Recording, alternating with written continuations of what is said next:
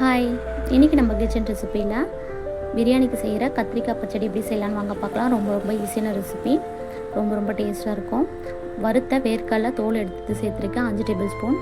அதே 5 table spoon வெள்ளை எள்ளு வறுத்த எள்ளை சேர்த்துக்கிறேன். சேர்த்துட்டு நல்லா கொரன்னு அரைச்சி எடுத்துகிட்டு வந்துடலாம். மிக்சியில் இந்த மாதிரி அரைச்சி எடுத்துகிட்டு வந்துட்டேன். இது கூட கொஞ்சமாக தண்ணி சேர்த்துக்கோங்க. ஒரு 1/4 டம்ளர் தண்ணி சேர்த்துட்டு இதையும் நல்லா அரைச்சி எடுத்துகிட்டு வந்துடுறேன். பாருங்கள், இந்த அளவுக்கு தண்ணியை நான் அரைச்சி எடுத்துருக்கேன். வாங்க செய்முறையை பார்க்கலாம். ஒரு வாணலில் 180 மில்லி நல்லெண்ணெய் சேர்த்துருக்கேன். இந்த ஃப்ளேவருக்கு நல்லெண்ணெய் தான் ரொம்ப முக்கியம். நல்லெண்ணெய் ரொம்ப டேஸ்ட்டாக இருக்கும். 1 டேபிள் ஸ்பூன் கடுகு சேர்த்துக்கிறேன். கடுகு நல்லா பொரிஞ்சதும் 1/2 டேபிள் ஸ்பூன் வெந்தயம் சேர்த்துக்கலாம். 1/2 டேபிள் ஸ்பூன் ஜீரகம், 1/2 டேபிள் ஸ்பூன் மிளகு,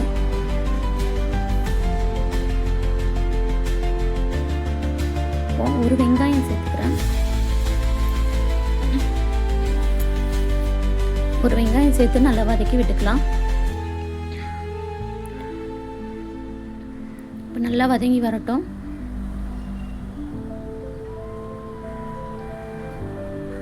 இது கூட ஒரு கொத்து கருவேப்பிலை சேர்த்துக்கலாம். கருவேப்பிலை சேர்த்து நல்லா வதக்கி விட்டுக்கோங்க.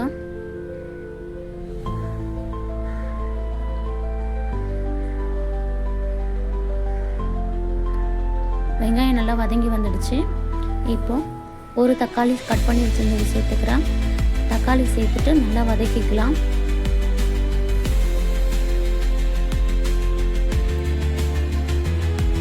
உங்களுக்கு தேவையான அளவு உப்பு சேர்த்துக்குங்க. நான் தேவையான அளவு உப்பு சேர்த்துக்கிறேன்.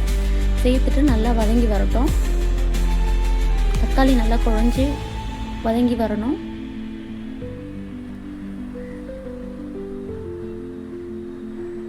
பாருங்கள், தக்காளி நல்லா வெந்து வந்திருக்கு. நல்லா குழஞ்சி நல்லா வதங்கி வந்துடுச்சு. இப்போது கத்திரிக்காய் சேர்த்துக்கலாம். கத்திரிக்காய் சேர்த்துட்டு நல்லா வதக்கிக்குங்க.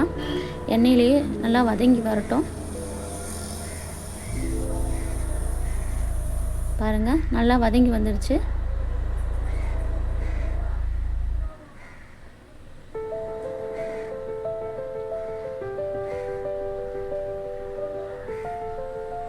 நல்லா வதக்கிக்கலாம்.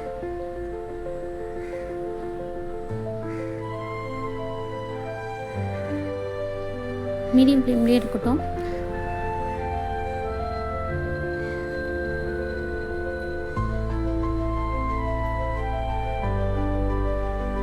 அடி பிடிக்காமல் இருக்கா அடிக்கடி கிளறி விட்டுக்கோங்க.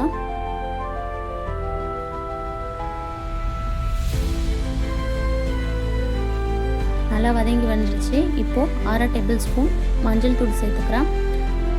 1/2 டேபிள் ஸ்பூன் குழம்பு மிளகாய் தூள், 1 டேபிள் ஸ்பூன் தனி மிளகாய் தூள் சேர்த்துக்கிறேன். சேர்த்துட்டு நல்லா வதக்கி விட்டுக்கலாம்.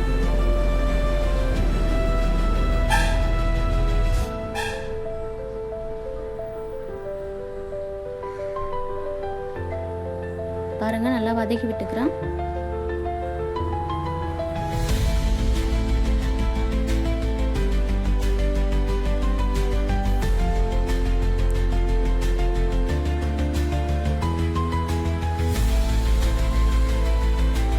நல்லா வதக்கி விட்டுக்கிறேன்.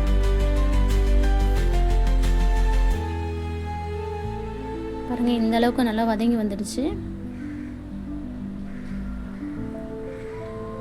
இப்போது ஒரு நெல்லிக்காய் சைஸில் புளி கரைசல் எடுத்துருக்கேன். புளி கரைசல் சேர்த்துக்கலாம். சேர்த்துட்டு இன்னும் கொஞ்சம் தண்ணி சேர்த்து நல்லா கலந்து விட்டுக்கலாம்.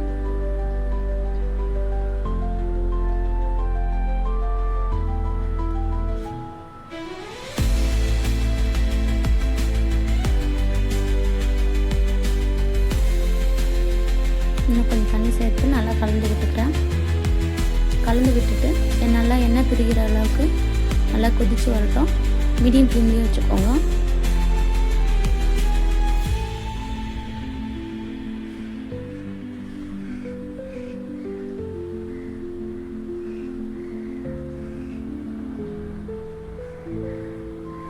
பாருங்கள், நல்லா எண்ணெய் பிரிஞ்சு வந்துடுச்சு.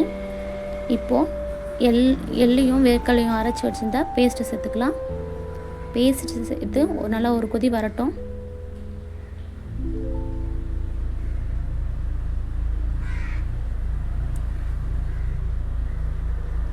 சேர்த்துட்டு நல்லா கலந்து விட்டுக்கோங்க.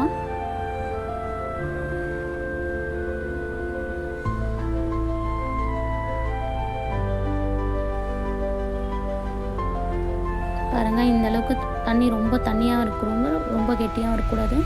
இந்த மாதிரி இருக்கணும்.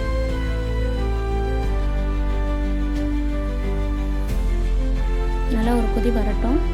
எண்ணெய் பிரிஞ்சு வரும். இந்த டைமில் ஒரு சின்ன துண்டு வெல்லம் சேர்த்துக்கிறேன். வெல்லம் சேர்த்துட்டு நல்லா கலந்து விட்டுக்கோங்க.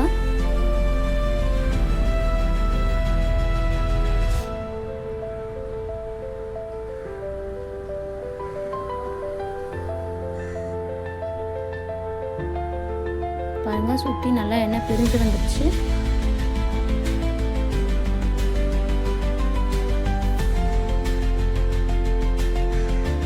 நல்லா எண்ணெய் சுற்றி பிரிஞ்சு வந்துடுச்சு. நல்லா அடுப்பு ஆஃப் பண்ணிக்கலாம். ஆஃப் பண்ணிவிட்டு நல்லா கலந்துக்கலாம். பாருங்கள், நல்லா சுற்றி எண்ணெய் பிரிஞ்சு வந்துடுச்சு. இப்போ எடுத்து சர்வ் பண்ணிக்கலாம். இந்த வீடியோ உங்களுக்கு பிடிச்சிருந்தால் லைக் பண்ணுங்கள், ஷேர் பண்ணுங்கள், சப்ஸ்கிரைப் பண்ணிக்கோங்க. நீங்கள் சப்ஸ்கிரைப் பண்ணாதவங்களாக இருந்தால் சப்ஸ்கிரைப் பண்ணிக்கோங்க. அடுத்தடுத்த வீடியோ உங்களுக்கு அப்லோட் ஆகும். இந்த வீடியோ உங்களுக்கு பிடிச்சிருந்தால் லைக் பண்ணுங்கள், ஷேர் பண்ணுங்கள்.